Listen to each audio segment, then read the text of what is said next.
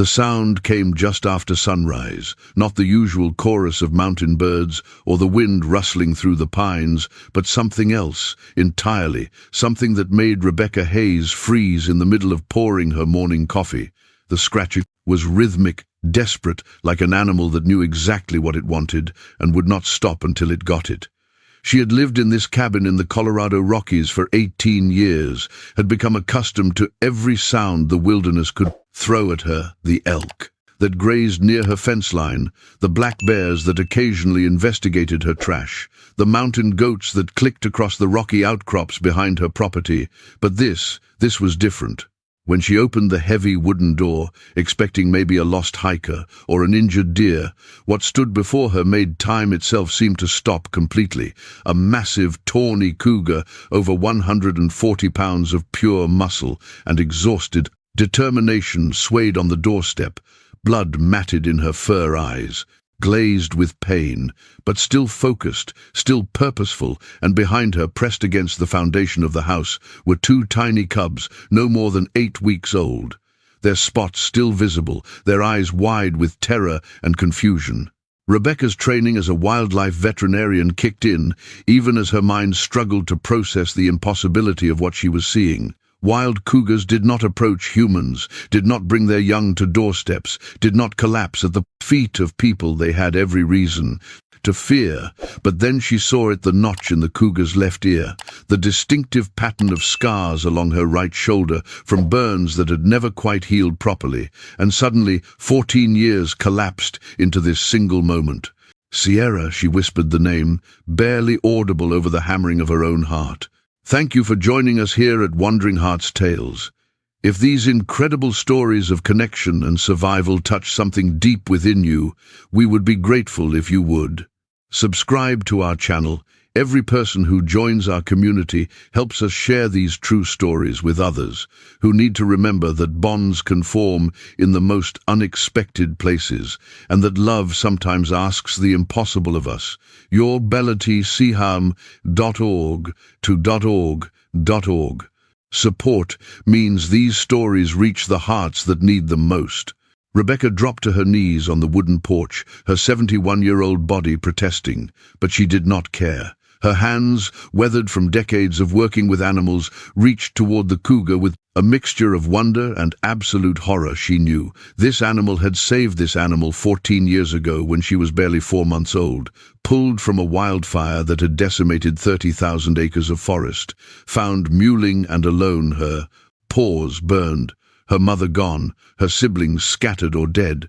She had kept Sierra for 7 months in the rehabilitation facility. She ran back then, feeding her every 4 hours, teaching her to hunt with live prey in controlled environments, preparing her for a return to the wild that Rebecca knew had to happen no matter how much. It broke her heart to let go. She had released Sierra on a crisp October morning, tracking her for months afterward, through radio collar data, watching from a distance as the young cougar learned to claim territory, to hunt successfully, to survive. And now, 14 years later, Sierra had traveled through miles of rugged mountain terrain, mortally wounded, barely clinging to life, to bring her cubs to the only human she had ever trusted. Rebecca could see immediately that Sierra's injuries were catastrophic: deep gashes across her flanks, wounds that spoke of a territorial fight with another cougar, or possibly a pack of wolves that she had somehow survived long enough to make this journey. But survival had a limit, and Sierra had pushed far beyond what should have been possible. "I see you," she said softly, placing her hand on Sierra's massive head, feeling the heat of fever, the weakness in muscles that should have been powerful. "I see you, and I understand." Sierra's amber eyes flickered open at the touch, and for a long moment, woman and cougar looked at each other across the impossible divide of species and time. There was recognition there, profound and unmistakable, and there was something else: a question, a plea, a desperate hope that the bond forged 14 years ago had not been forgotten. Sierra turned her head with visible effort toward the 2 cubs huddled against the house, and made a sound Rebecca had never Heard from a cougar before, not a growl, not a scream, but something softer, something that sounded almost like a conversation she was telling her cubs, something introducing them, explaining that this human was different, was safe, was family. "We need to get you inside," Rebecca said, though she knew it was probably futile, knew that Sierra had spent everything just getting here. The temperature was already climbing toward 90 degrees, and the cubs would not survive exposure without their mother's protection. It took 20 minutes to get Sierra into the house using a tarp as a makeshift stretcher, pulling with every ounce of strength. Rebecca still possessed. The cubs followed on trembling legs, their small bodies pressed low to the ground, their ears flat against their heads. But they followed because Sierra had made that sound again, the one that meant trust. "This, come with me. Everything will be all right." Once inside, Rebecca created a space near the fireplace, piling blankets and cushions into a nest large enough for Sierra's body. The cubs immediately curled against their mother, seeking the comfort and safety they had always known. Sierra's breathing was labored shallow, but her eyes never left Rebecca as the old woman began the work of trying to save a life she knew in her heart was already slipping away. She cleaned the wounds, applied antibiotics, gave injections for pain and infection, all the while talking in a low, steady voice, telling Sierra about the years since they had parted, about the other animals she had helped, about the day she had finally retired and moved to this cabin, about how she had thought of Sierra, often wondered if she had survived, thrived, found a mate, raised cubs.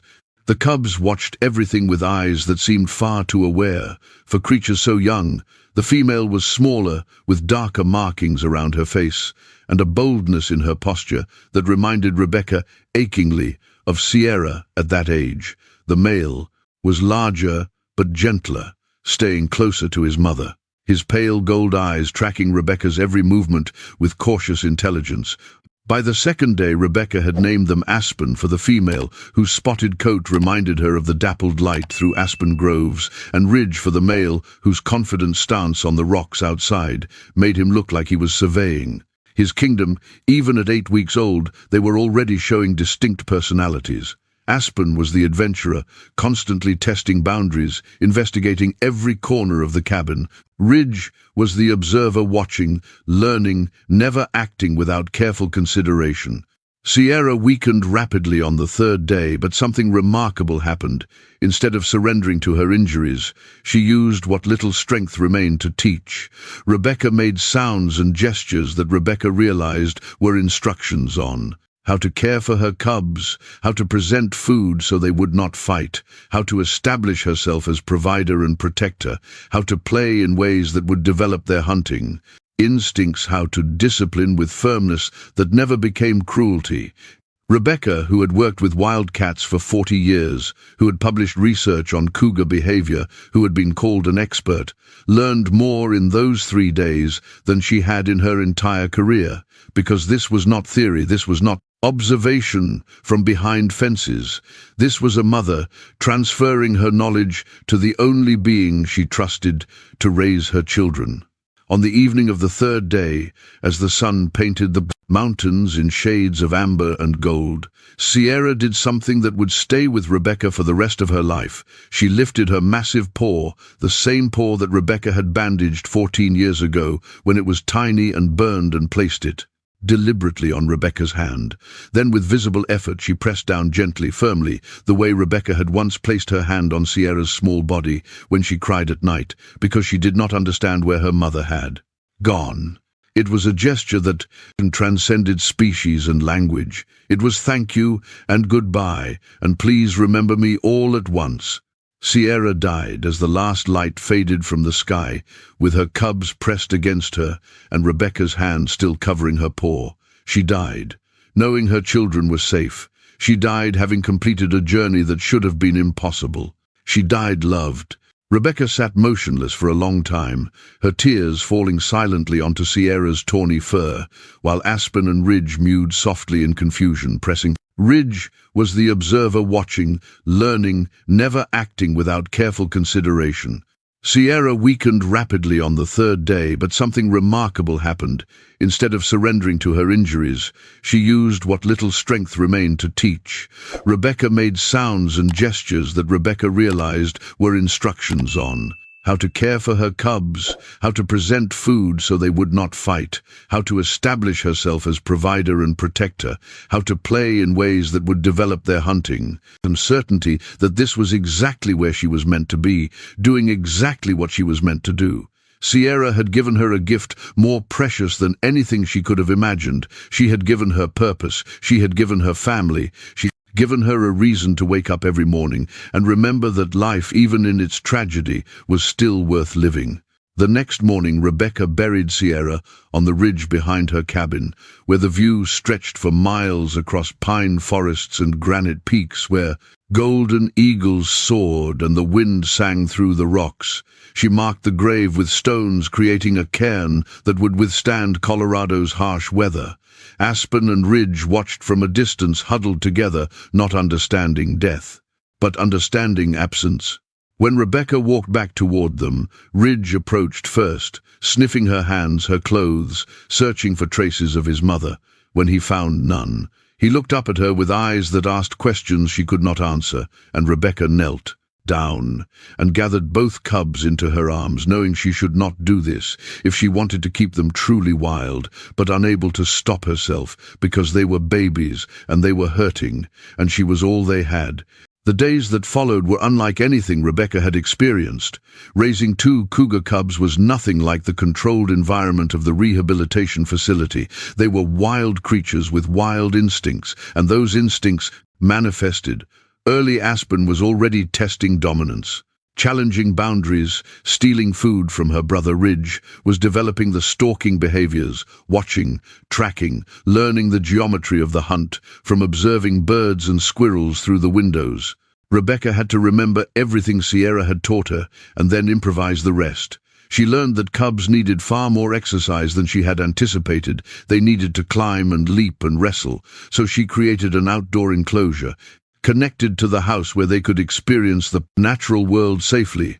She learned that they needed structure when Aspen got too aggressive. Rebecca made the sound Sierra had taught her, a sharp bark that meant no. When Ridge tried to play too roughly with the house cat that sometimes visited, she redirected his energy to appropriate toys. But she also learned that they were capable of connection in ways that shattered her scientific understanding. Ridge would curl up beside her chair every evening while she read, his head resting near her feet, perfectly content just to be near her. Aspen would bring her gifts, pine cones, and interesting rocks, dropping them at Rebecca's feet with a look of such pride that Rebecca had to make a show of examining each one. As winter approached and the cubs grew rapidly, their legs lengthening, their bodies filling out, Rebecca began taking them deeper into the mountains, teaching them everything Sierra would have taught them. She showed them how to track deer through snow, how to read the wind, how to recognize the signs of other predators, how to find water even in the driest seasons. Ridge excelled at tracking, patient and methodical. He could follow a scent trail for hours, never losing focus. Aspen was the athlete, all speed and power and fearless aggression. She could leap gaps that seemed impossible, scale cliffs that made Rebecca's heart stop. They were becoming what they were meant to be, magnificent apex predators, perfectly adapted to their mountain home. By spring, they stood nearly as tall as Rebecca, their spotted coats fading to the uniform tawny of adults, their movements filled with deadly grace. They were adolescents full of energy and curiosity, and the beginning awareness that they were meant for something bigger than the safety of Rebecca's property. Rebecca knew what was coming, had always known from the moment Sierra had placed her cubs in her care. She understood that her job was not to keep them, but to prepare them, to give them the skills and confidence they would need to survive in the wild, and then, when the time was right, to let them go. But knowing something intellectually and feeling it emotionally were entirely different things. Every time Aspen brought her another treasured stone or Ridge pressed against her leg during thunderstorms, she felt her heart breaking a little more. The decision came on a warm June evening when the wildflowers bloomed across the alpine meadows and the air smelled of pine sap and possibility. Rebecca stood at the edge of her property and called to them using the sounds Sierra had taught her. Sounds that meant family and trust sounds. She had used for months to bring them to her for meals and lessons. Aspen came bounding through the trees, her powerful body moving with fluid confidence. Ridge followed more slowly, his intelligent eyes already understanding that something important was happening. "It is time," Rebecca told them, her voice steady, even though her hands trembled, even though her heart was shattering. "You are ready. You have learned everything I can teach you. Now you need to learn from your own kind. Now you need to become everything your mother wanted. You to be wild, free, completely and beautifully, yourselves." She started walking, leading them deeper into the mountains than they had ever gone toward. The territory she knew was prime cougar habitat, where they would find their place in the natural order of things. The two young cougars followed, without hesitation, trusting her completely, not understanding that she was leading them toward a future that did not include her. The walk took over 2 hours, climbing through dense forest and across streams, ascending ridges and descending into valleys. Rebecca pushed her old body harder than she had in years, ignoring the pain in her knees, the burning in her lungs, because this was the last thing she would ever do for them, and she would not fail them now. When they reached the boundary marked by scent posts and scratch marks on trees, Rebecca stopped. She could feel the presence of other cougars in the territory, could sense them evaluating these two young cats who smelled of human but moved like creatures born to hunt. Aspen sensed them too, her entire body tensing with excitement and challenge. Ridge moved closer to his sister, ready to support her, ready to face this new phase of their lives together. Rebecca knelt in the pine needles and wild grass and gathered them close one last time. She buried her face in Aspen's thick fur, memorizing the wild scent. She pressed her hand to Ridge's chest, feeling his strong heartbeat, storing the memory away forever. "Your mother brought you to me because she trusted me to keep you safe," she told them, tears streaming freely now, "and I have kept you safe. But safety is not enough. You deserve more than survival. You deserve to live the lives you were born to live. You deserve to hunt and mate and raise your own cubs. You deserve to be wild and free and everything your mother was." She stood slowly and did something that went against every instinct she had, every desire, every selfish wish to keep them close and safe. She walked away. She turned her back on two young cougars who had become her entire world, and she walked back toward her cabin alone. Behind her, she heard confused vocalizations, heard Aspen make the sound that meant, "Stay close," the sound Rebecca had taught her to keep her brother near, heard Ridge's questioning cry, but she did not turn around. She kept walking, one foot in front of the other, through tears that blurred her vision and pain that went deeper than anything physical, because this was what love looked like. Sometimes it looked like breaking your own heart to set theirs free. That night alone in her cabin, Rebecca sat in her chair and wept. She wept for Sierra gone, but never forgotten whose impossible journey had brought her to this moment. She wept for two cougar cubs who had filled her empty life with purpose and chaos and fierce joy. She wept for the silence that now seemed deafening. But then, near midnight, she heard something that made her heart stop completely. The scream of a cougar echoing across the mountains, not one voice but two, calling out, announcing their presence to the territory, declaring themselves. Aspen and Ridge had found their place, and they were telling the world. The weeks that followed established a pattern Rebecca had not anticipated. The two cougars did not disappear completely into the wilderness. Instead, they created a bridge between two worlds every few days. One or both would appear at the tree line. Sometimes it was Ridge bringing her fresh kill, leaving it on her porch like an offering. Sometimes it was Aspen who would sit at a distance and simply watch the cabin for hours, keeping guard. They had found a balance that should not have been possible. They lived wild, hunted wild, became full members of the mountain ecosystem, but they never forgot the woman who had raised them. Months turned into years, the seasons cycled through their eternal dance. Rebecca aged Her hair turned completely white, her movements became slower, but she was never alone. Ridge established his own territory, became a powerful male with a mate, and eventually cubs. Aspen claimed the high country became known to local wildlife. Officers as the ghost cougar for her pale coat and elusive nature, and both continued to visit. Both brought their mates to meet, Rebecca teaching them that this particular human was different, was family. When their cubs were old enough, both Aspen and Ridge brought them to the cabin, introducing them to the woman who had saved their father's life and raised them with love that transcended logic. On a cool autumn evening when Rebecca was 76 years old and feeling the weight of every single one of those years, she knew her time was coming. She could feel it in her bones, in the way her heart struggled in the increasing moments. When breathing became difficult, she wrapped herself in a thick blanket and walked slowly to the ridge where Sierra rested beneath stones and sky.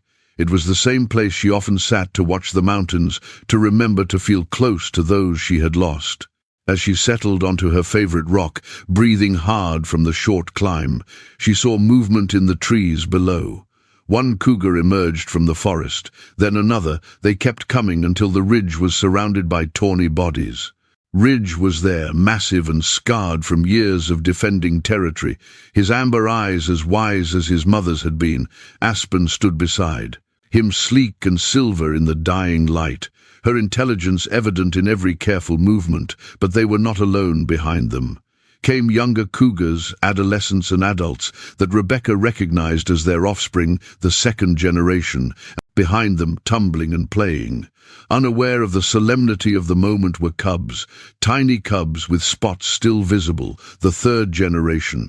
3 generations of cougars, all descended from the cub Rebecca had saved from a wildfire, had come to this ridge, had come to her. Ridge approached first, moving slowly, respectfully, his massive body dropping low. He sat before her and placed one enormous paw on her knee, covering it completely. The same gesture his mother had made all those years ago, a gesture that said, "Thank you for everything you gave us." Aspen came next, pressing her head against Rebecca's hand in a touch as gentle as a whisper, and around them the entire family sat in a circle, watching, witnessing, honoring this human who had saved them all by saving one cub from flames long ago. As the sun set and the first stars appeared, Rebecca closed her eyes and let herself rest. She was surrounded by family, not the family she had expected when she was young, but family nonetheless, wild and beautiful and free, a family built on trust and impossible choices, and the unbreakable bond between a dying cougar named Sierra and the woman who had never stopped believing that love could transcend anything. The cougars began to vocalize a chorus of screams that carried across the valleys and peaks that rose to meet the stars, that sang of gratitude and remembrance and the mysterious ways that lives could intertwine across species and time. And somewhere in that wild symphony, Rebecca heard Sierra's voice, felt her presence, knew with absolute certainty that the circle was complete. As her breathing slowed and the world grew soft around the edges, Rebecca Hayes smiled. She had lived a good life. She had loved and been loved. In return, she had been given a gift that few humans ever received, the absolute trust of the wildest creatures on earth. The family stayed on that ridge until dawn, keeping watch, keeping vigil, keeping faith. And when the sun finally rose, painting the snow-capped peaks in shades of gold and pink, they lifted their voices one final time in a song that spoke of endings and beginnings, of loss and love, of the extraordinary bonds that could exist between the wildest of hearts. If this story has touched your heart, we invite you to leave a comment below with just one word. Cougar, that single word, helps others discover these stories of connection and reminds us all that love and trust can exist in the most unexpected places. Thank you for being part of the Wandering Hearts Tales community and for helping us share these stories of extraordinary bonds.